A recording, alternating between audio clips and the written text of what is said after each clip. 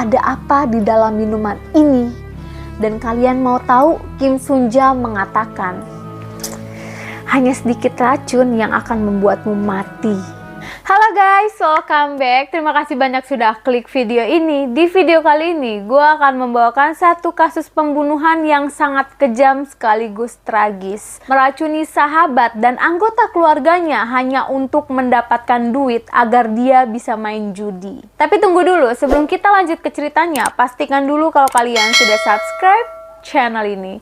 Tolong untuk bantu kembangkan channel ini guys, minimal menginjak di angka 10.000. Selamat menonton, enjoy!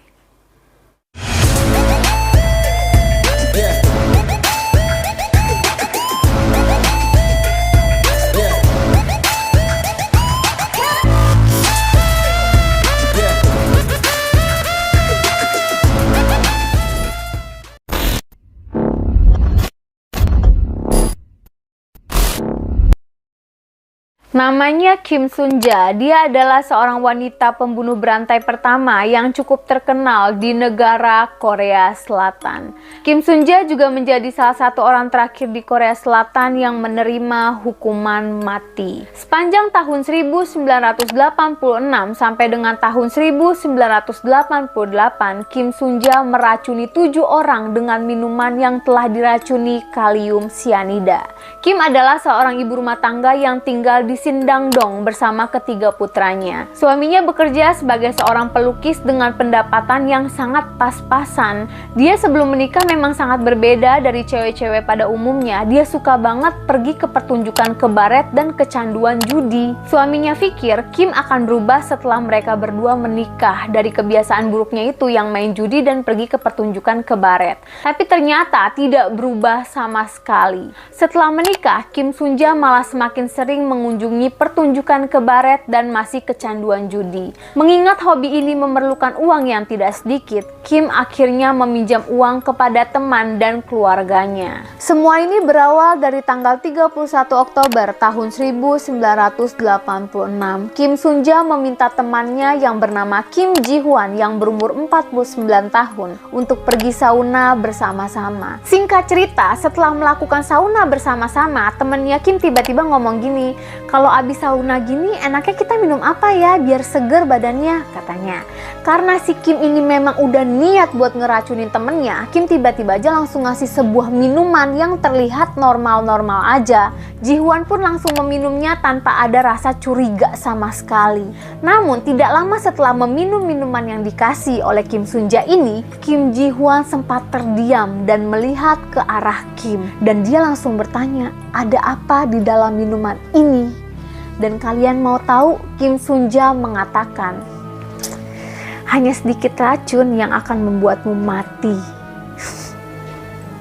Kim Ji-hwan langsung merasa kesulitan untuk bernafas, matanya seketika gelap, mulutnya mengeluarkan busa dan langsung pingsan di tempat. Saat Kim Ji-hwan kesulitan untuk bernafas dan meminta sebuah pertolongan, Kim Sun-ja cuma memberikan sedikit senyuman dan tertawa melihat temannya terjatuh. Ji-hwan langsung dibawa ke rumah sakit terdekat untuk mendapatkan pertolongan medis. Saat sampai di rumah sakit, Kim Sun-ja berpura-pura panik, seolah-olah dia syok dengan apa yang terjadi kepada temannya. Padahal dia tahu kalau temannya ini nggak akan selamat.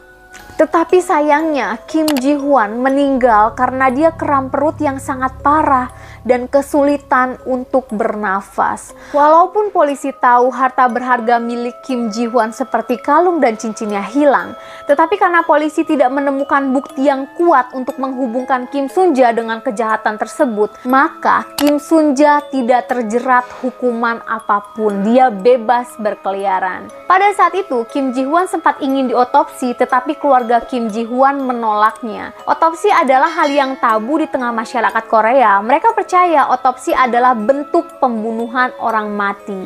Jadi kasus kematian Ji-hwan ditutup oleh pihak kepolisian. 5 bulan berlalu setelah kematian temannya. Pembunuhan kedua yang dilakukan oleh Kim Sun-ja terjadi pada tanggal 4 April tahun 1987. Korban keduanya adalah teman Kim Sun-ja yang bernama Jeon Son-ja. Sama seperti sebelumnya, Sun-ja memberikan minuman kepada temannya saat berada di dalam bis. Setelah temannya meminum minuman yang diberikan oleh Kim Sunja, Sonja langsung pingsan dan mengeluarkan busa dari dalam mulutnya. Setelah dibawa ke rumah sakit, dia dinyatakan meninggal dunia. Pada tanggal 27 Maret tahun 1988, Kim Sunja menemani ayahnya yang berusia 73 tahun. Dalam perjalanan bis antar kota setelah mengunjungi beberapa kerabat ayahnya, di dalam bis itu Sunja memberikan ayahnya minuman yang langsung membuat ayahnya pingsan. Setelah ayahnya pingsan, Kim Sunja langsung mengambil semua uang milik ayahnya.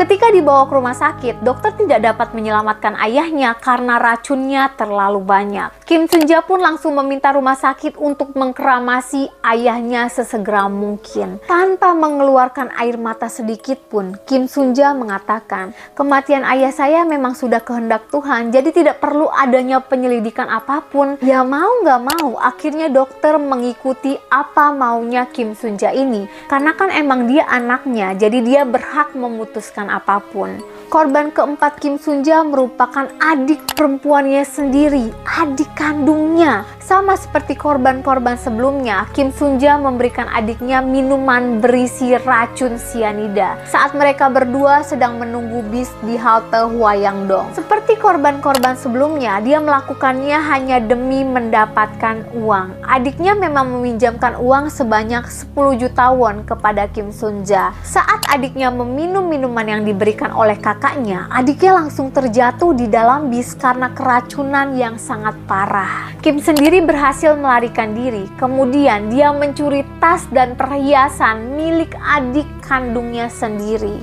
Menurut para saksi, Kim Sunja yang duduk tepat di sebelah adiknya sama sekali tidak memperdulikan saat adiknya kesulitan bernafas.